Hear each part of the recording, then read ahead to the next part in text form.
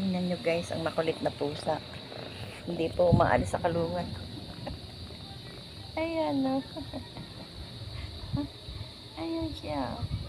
Kahit saan ako pumuntaan doon. Ayan siya. Makulit na pusa.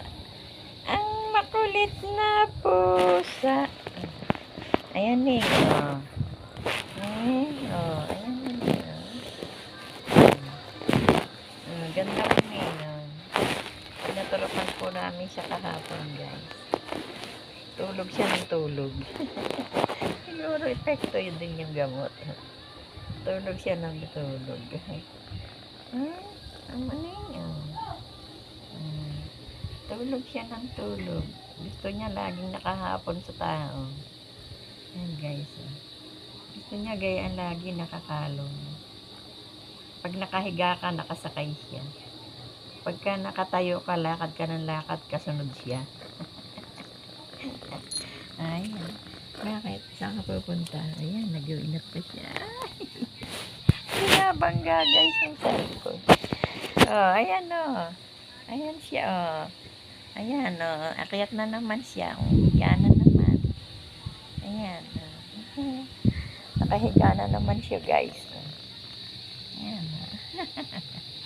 Nakahiga na naman siya. Ganyan lang kanyang gusto. Pag nakahiga ka, nakahiga rin siya sa'yo.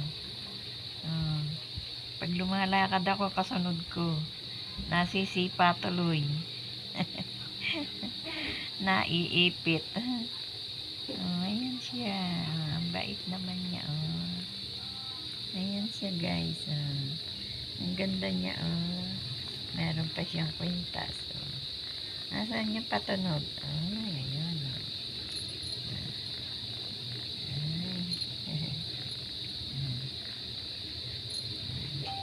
May lahi po ito guys. Kasi iniuwi ito nung aking manugang sa apo. Galing sa Manila.